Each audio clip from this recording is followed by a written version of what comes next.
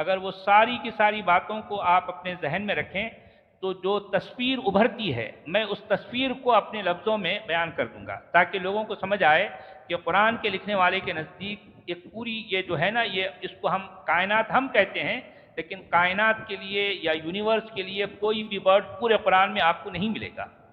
جی کائنات نامی لفظ سے پورا قرآن خالی پڑا ہے۔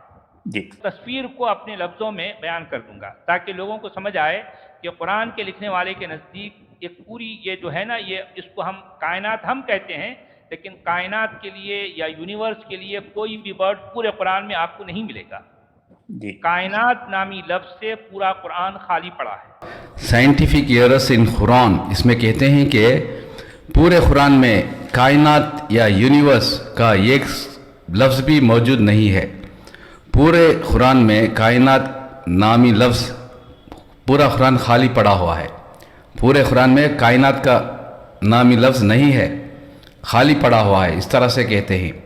وہ کہتے ہیں کہ پورے کائنات یونیورس جو ہم کہتے ہیں پورے قرآن میں ایک لفظ بھی نہیں ہے۔ تو دیکھیے یہ کس طرح گمراہی پھیلاتے ہیں۔ یہ کہتے ہیں کہ جو لفظ قرآن میں جو کچھ موجود ہے وہی بتاتے ہیں۔ دیکھیے قرآن میں یونیورس، ملٹی یونیورس کا لفظ 1400 سال پہلے بتا دیا ہے نا۔ تو سورہ فاتحہ میں کیا ہم پڑھتے ہیں؟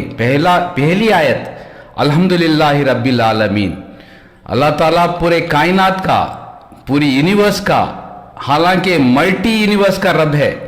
یہ ملٹی یونیورس ہے نا، یہ ماڈرن کاسمالوجی ہے، اس زمانے میں یہ نہیں تھا۔ تو ماڈرن کاسمالوجی کہتی ہے کہ ملٹی یونیورس ہے، تو تبھی کہہ دیا نا اللہ تعالیٰ نے الحمدللہ رب العالمین، پورے یونیورس کا، ملٹی یونیورس کا رب ہے۔ تو ان کو جاننا چاہیے کہ 70 سے زیادہ آیتوں میں اللہ تعالیٰ نے عالمین کا لفظ استعمال کیا ہے۔ عالمین ہوتا ہے یونیورس، یہ جان بوجھ کر چھپاتے ہیں نا۔ عالمین carries the significance of the meaning, world, creation, mankind, or even the entire universe. It comes from the word alam and it is used in many verses of the Quran. دیکھیے یہ اس طرح سے چھپاتے ہیں، عالمین کا لفظ قرآن میں خالی پڑا ہوا ہے۔ تو میں بھی ایک انسان ہوں نا، مجھے بھی ڈاؤٹ آنے لگا، حالانکہ میں قرآن پڑھتا تھا، وہ نماز میں سورہ فاتحہ پڑھتا تھا، میں غور نہیں کیا۔ ایک دو دن ایسا ہی میرے مائنڈ میں ڈاؤٹ چلتے تھا، کیونکہ انسان ہے نا، اس کے دماغ میں ڈاؤٹ آنا سوبھاوک ہے، ہر وقت ڈاؤٹ آتا ہے، ہر لمحے آتا ہے۔ 700 بلین انسان ہے نا، اس کو ہر وقت، ہر چیز میں ہر وقت آتا ہے۔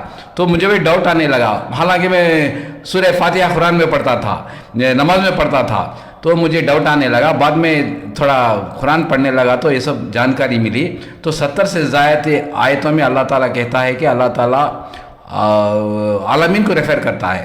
سورہ فاتحہ میں پہلی آیت ہی وہی ہے نا، پورے کائنات کا رب وہی ہے نا، الحمدللہ رب العالمین۔ کیا ہے مطلب اس کا؟ تو یہ جان بوجھ کر چھپاتے ہیں، کہتے ہیں کہ جو قرآن میں ہے وہی کہتے ہیں۔ تو یہ کہیں گے کہ سائنٹیفک یونیورس، دیکھیے سائنٹیفک یونیورس اور اسپرچول یونیورس نہیں ہوتا۔ اللہ تعالیٰ ایک ہی ریفر کرے گا نا، کیا کوئی ہوتا ہے کہ سائنٹیفک یونیورس، اسپرچول یونیورس، یار کچھ بھی ایسا نہیں ہوتا۔ تو اللہ تعالیٰ نے کہہ دیا نا پورے عالمین کا رب ہے وہ، اس میں عالم میں کوئی جاندار، کوئی بھی چیز ہو، وہ جاندار ہو، بے جان چیز ہو، چرند پرند ہو، پہاڑ ہو، سمندر ہو، گیلیکسی ہو، وہ کوئی بھی ہو، کوئی بھی جاندار ہو یا بے جان جاندار ہو، لیونگ ہو یا نان لیونگ ہو، پانی ہو، سمندر ہو، ہر چیز کا رب وہی ہے۔ شجر، درخت، انسان، چرند پرند، سب کا رب وہی ہے نا۔ تو ایک ہی لفظ میں کہہ دیا الحمدللہ رب العالمین۔ شارٹ میں پڑھنا پڑے گا نا، شارٹ میں قرآن میں تعریف، اللہ تعالیٰ کی تعریف شارٹ میں بیان کر دیا۔ اللہ تعالیٰ پورے کائنات کا، پورا عالمین کا رب ہے۔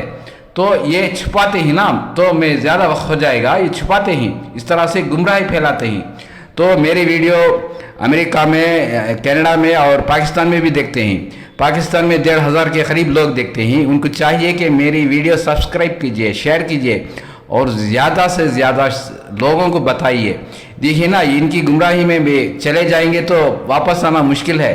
ایک بار گمراہی میں چلا جائے گا تو وہ اسی میں پڑا رہے گا۔ تو چاہیے کہ اس گمراہی سے بچے، کیونکہ اللہ تعالیٰ آخرت ہے نا، ہم مانتے ہیں، مسلمان ایمان والے مانتے ہیں یہ دہریے لوگ مانتے نہیں ہیں, یہ گمراہی پھیلانا ان کا کام ہے.